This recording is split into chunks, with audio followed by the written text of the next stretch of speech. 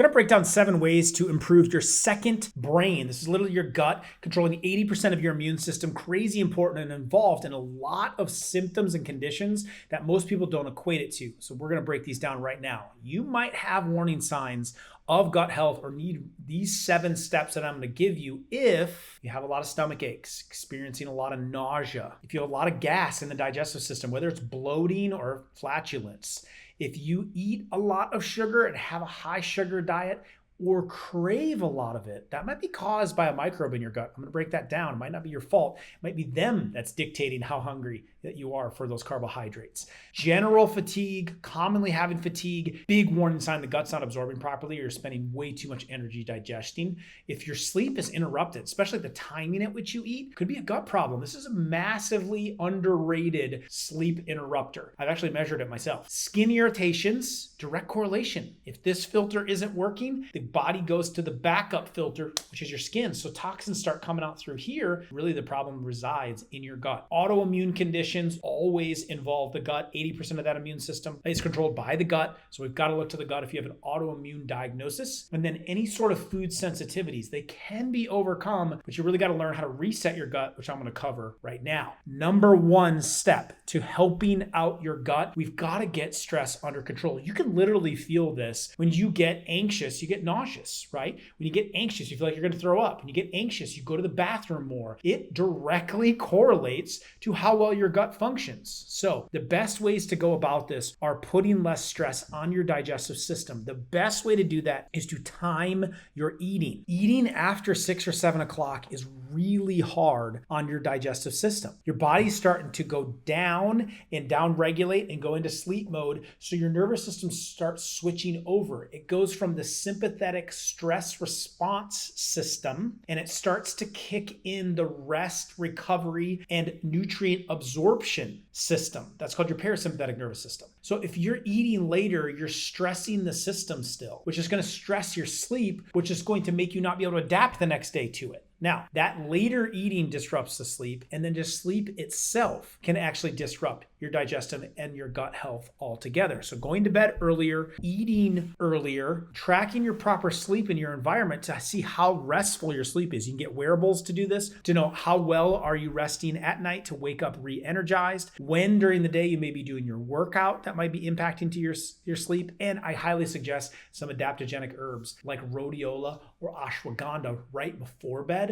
to help you get into that deeper, more lowered cortisol healing state. There's a link below on how to get some adaptogenic herbs to help you through that. Number 2, gut health tip. Some really good additions you could put into your diet or into your nutrition. Number 1, ACV. Before a meal, you down with ACV? Yeah, you know me. Little capful before a meal really helps with bloating and indigestion and any kind of gas or stomach achiness. Try that. See how it does for a couple weeks. Number 2 is ginger. Soothes the stomach. So a ginger tea or a ginger lozenge can help with some nausea or upset stomach. And finally, aloe. Aloe coats the stomach, soothes the digestive system, especially with the heartburning type symptoms. Or if you have an ulcer or ulcerative colitis, that would be a good one to put in. Number 3, portion size. Very important.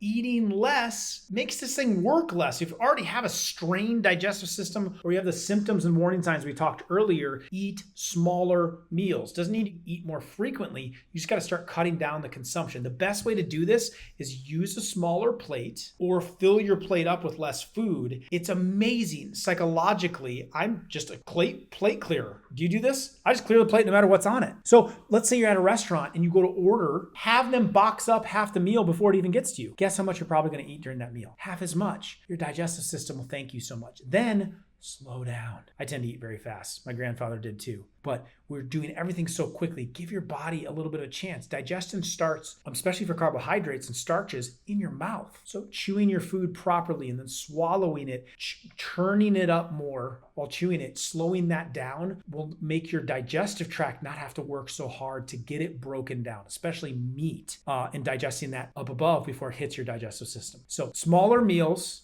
eat them slower, and also consider fasting. Going periods of time, skipping a meal altogether is the ultimate way to give your digestive system a break. Number 4, water. So when you drink more water, a study showed in 2022 that it will increase the diversity of the bacteria in the gut, which means less of bad bacteria that might be causing your indigestion or heartburn or digestive problem in the first place. So it prevents GI infections that might be an underlying cause of what's happening. You don't even know what's going on in there. Lots of water is key. Now, I like to add lemon or cucumber to the water. That's going to aid the digestive system. You could even put a little bit of apple cider vinegar in there for its insulin benefiting impacts and its digestion impact that can have on the body. A little bit of sea salt can help balance and get more water absorbed. We've got to have a lot of water to help out the gut. Number 5, using a pre, pro, or postbiotic. Your gut has good bacteria. It gets destroyed from drugs and infections and sugar and toxic foods and toxins. It needs to be built back up. So building up the bacteria are probiotics. Now, if you have SIBO or something, I would not start with these, but any other digestive condition, you may benefit by putting in good probiotics, but you got to feed the probiotics, feed the army. You could drop soldiers in, but if you don't give them supplies, they're going to die off again. So you want to take probiotics with prebiotics, okay? Prebiotics are going to feed the soldiers. Okay. And to help the probiotics do their job, to get a better outcome, to win the war, also can use postbiotics. Postbiotics are the beneficial production of those soldiers to help win that war. So it's like you're giving them extra ammo to do the job well and to get the actual benefits like gut restoration, better digestion, and a stronger immune system. So a complete pre, pro, and postbiotic taken together is important for an arsenal and an attack by the proper soldiers inside your gut. You can get more information in the description on that below. Healthy foods that are good in these are sauerkraut, kefir, kombucha. Anything fermented is going to be a good source of probiotics and prebiotics. Number 6, an anti-inflammatory way of eating might be something worth giving a try. And so in my Make Food Simple book, I break this down. I have videos on this channel about eating anti-inflammatory, giving you a food list. So you know, don't eat these foods that tend to inflame the gut, like dairy, sometimes nuts and seeds, sometimes spices like cayenne pepper might be the cause of it.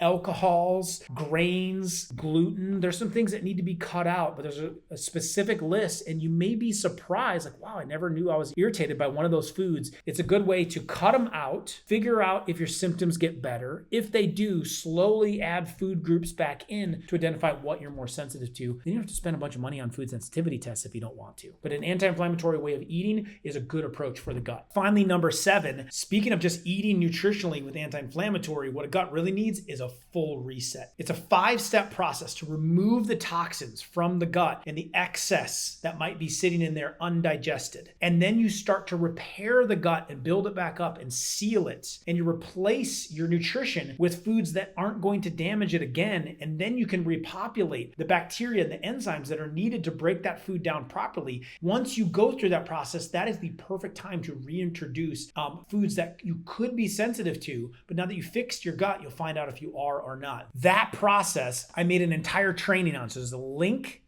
to the training in the description below. Be sure you click on that, and it will take you to a guide. It'll show you through. It'll give you the steps. If you need like the anti-inflammatory way of eating or want to know the steps of a gut reset, check that training out. I also made this video breaking down restoring gut health, and I put it right here as the next step for you.